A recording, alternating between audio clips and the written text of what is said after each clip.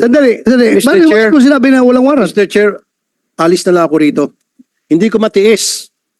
Nakikita ko na parang itong mga pulis pinagluloko. I'm sorry, I have to walk out.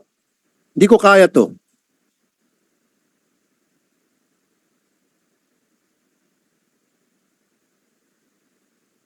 Daw the worst thing na sabihin sa akin, binibibaby ko kayo. Pero pag kayo naman gumagawa ng tama, hindi na ako papayag na wawalang hiyain kayo. Di ba? Hindi ko lang matanggap-tanggap, for the record, na kayo ay pinagmumura dito. Ha? Ayaw na ayaw ko mumurahin yung taong naka-uniforme, mumurahin, wawalang hiyain. Yan ang hindi ko matanggap-tanggap. Kung dapat kayo murahin, doon sa labas. Alam mo, Colonel Arnedo, inconsistent ka kanina. Tapos ang masakit sa akin, pinagluloko mo itong Senado eh. Sinabi mo na walang warrant kasi nagkikasing. Anong sinabi mo ulit? Sorry? Validating, Your Honor. Hindi, meron ko pa isang sinabi na word. Yun lang, Your Honor, Hindi, meron ko validating. pa sinabi na, sabi mo walang warrant dahil, aside from validating, meron ko sinabi na word. Covert operation. Covert. Yes, Your Honor. Sinabi mo covert operation.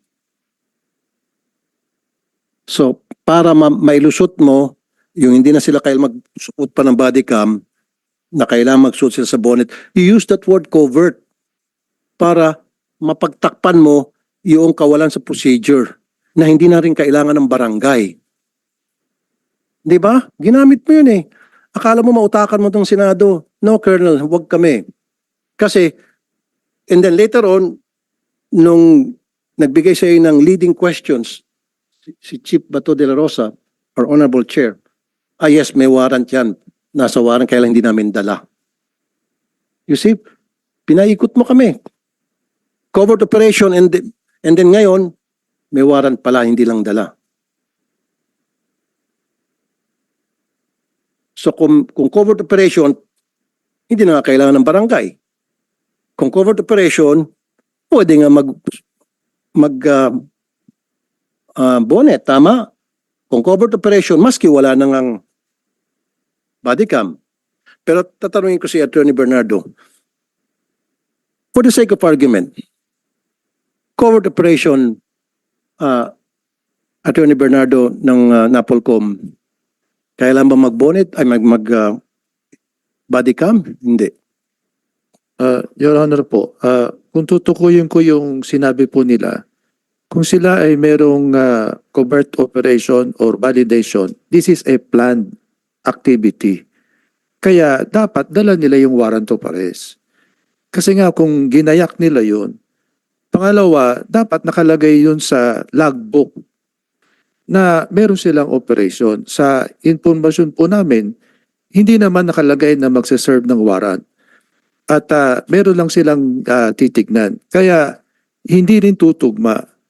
Pangalawa, kung yung sabi nila na meron silang service ng warrant of arrest, hindi po sumunod talaga sa proseso. At kung titignan po natin, doon sa nabanggit nyo pong command responsibility, kung merong ganong infraction, dapat nagkaroon na ng proseso na aalamin saan sila nagkulang at ano ang nangyari. Yun naman yung sanang pinakikiusap namin sa Chief of Police. Dapat po yung pagsusuot din ng bonnet, natukoy din po natin nung nakaraang hearing yan, kung talaga magsaserve ng warrant, gaya ng sabi nila, dapat meron namang kasamang nakaupo uniformadong tao, kailangan magpakilala muna. Kung sakali ang sabi nga raw nila, baka meron pang masamang mangyari doon, kaya hindi nila isinama kagad yung pulis. Yung mga bagay po ng yun dapat mausisa rin. Pero hindi namin po pinahihintulutan na yung normal operation nakabonet. Kaya nga po, Attorney Bernardo, para mapagtakpan nitong si Colonel Arnedo yung mga pagkukulang nila from serving the warrant, bumuelta siya sa yung nagkikasing daw. Kahit rin po magkikasing dapat dala na rin nila yung warrant of arrest. Kasi nga, yun kasama sa mga gamit nila na para makapagpatunay na lihitimo yung kanilang casing operation.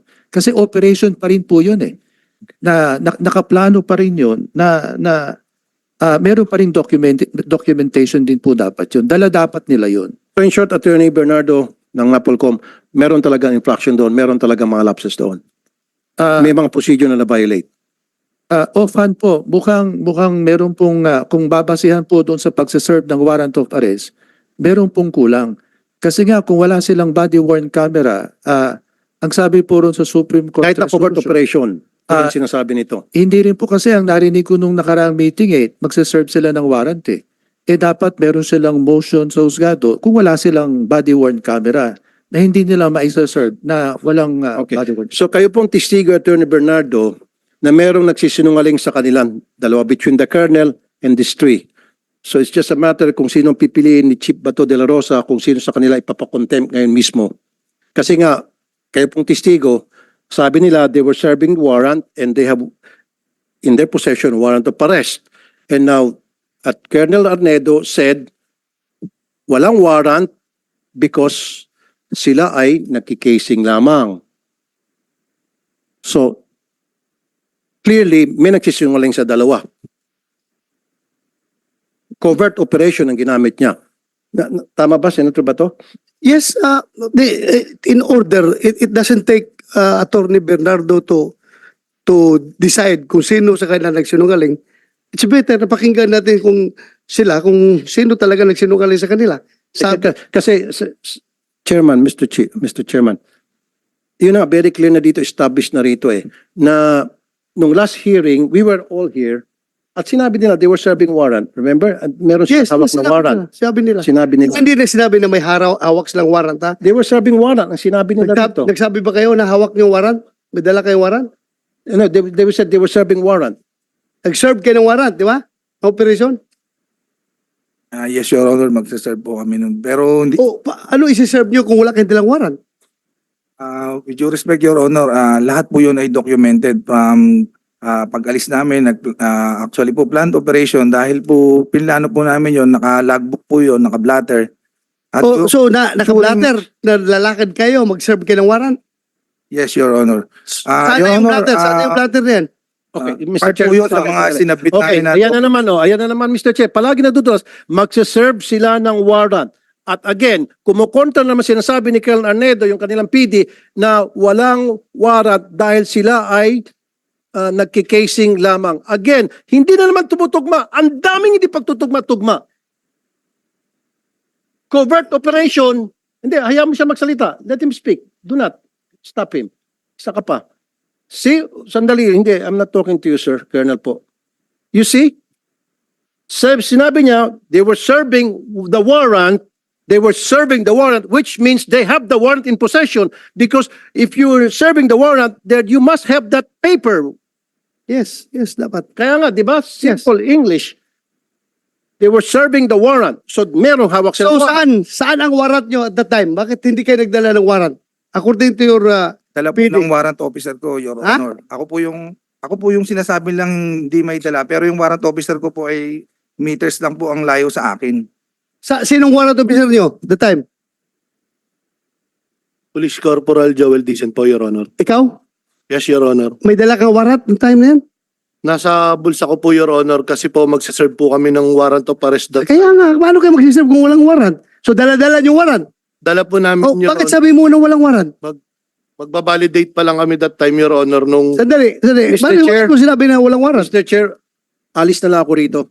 Hindi ko matiis. Nakikita ko na parang itong mga pulis pinagluloko. I'm sorry, I have to walk out. Hindi ko kaya to.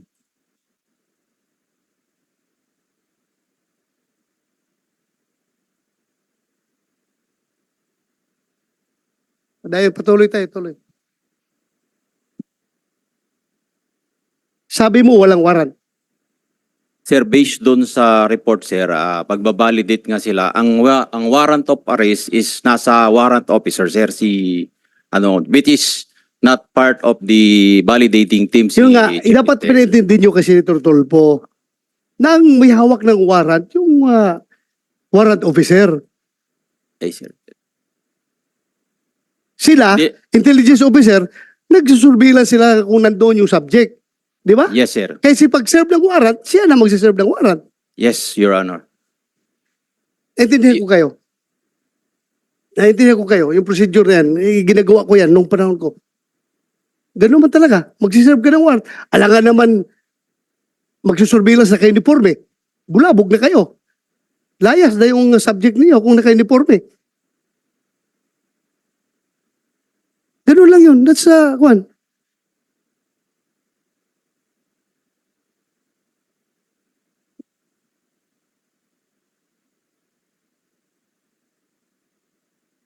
Mahirap yung ako. The worst thing na sabihin sa akin, binibibaby ko kayo, ay hindi ko matanggap-tanggap yan. Na binibaby ko. What's the use of me being the chairman of this committee kung ibibi ko kayo? For the record, wala naman sigurong makapagsabi dyan na sinong pinakamaraming na-contempt na pulis dito sa Senado? Kaninong komite pinakamaraming na-contempt na pulis at saka mga witnesses? Ako. Kaya wala akong pakialam kung sino kayo, kung dati ko kayong tao, basta kamali kayo, mamalasing kayo sa akin. Pero pag kayo naman gumagawa ng tama, hindi na ako papayag na wawalang hiyain kayo. Di ba? Fair lang tayo dito. Fair. Ayaw kong sabihin, porque dati akong pulis, bibibihin ko kayo? No. Record shows. And record will vindicate me na ako ang pinakamaraming pinakulong na pulis dito sa Senado. Ako ang pinakamarami. Pero record shows also, kapag nakita ko na ang pulis ay totoo ang sinasabi, ay, by all means, dipinsahan ko rin yung pulis. Di ba? Bakit naman wawalang hiyain yung pulis kung dapat hindi dapat wawalang hiyain? Ganun lang ako, fair lang ako dito. Wala akong pinapaboran dito. The most insulting action is for that kasama mo dito, mag-walk outan ka.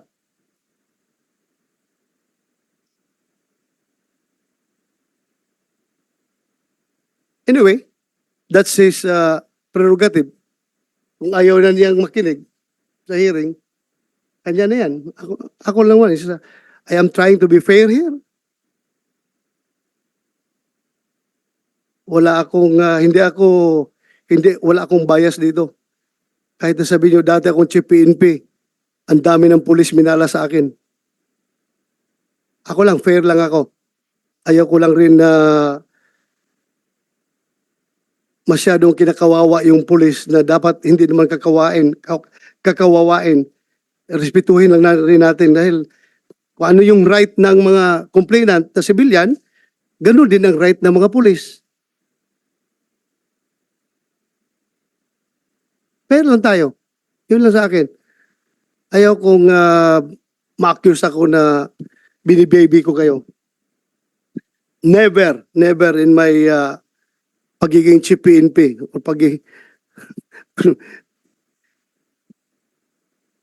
mayroon na magsalita dito. Everything is recorded. If you know me, you will realize. Para sa inyo, nakakilala sa akin. If you know me, you will really know me.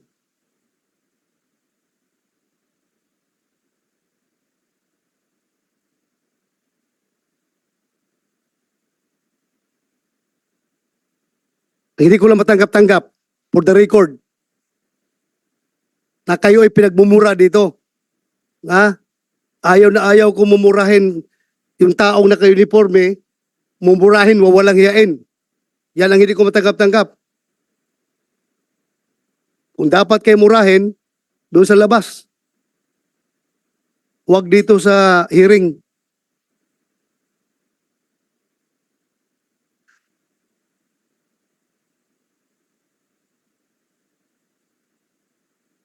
Kasi alam ko, gaano kahirap maging pulis. Alam ko.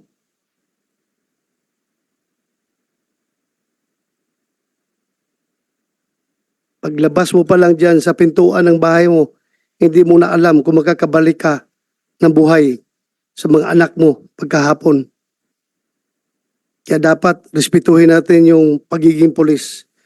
At doon naman sa mga abusadong pulis, dapat talaga may kalalagyan kayo. Kayong mga abusadong pulis. Dahil niyuyurakan ninyo yung uniforme, yung badge na suot-suot ninyo. Hindi kayo dapat magiging pulis.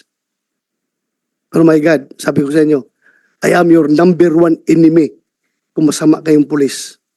Hanggat saan tayo aabot, kahit matanda na ako, hindi ko kayo atrasan sa anong gira gusto niyo, anong warfare gusto nyong ilalaban sa akin, hindi ko kayo atrasan kung sira ulo kayong pulis. Pero kayo matinong pulis at kinakawawa, my God, I will offer my life to you. Ganun akong klaseng tao.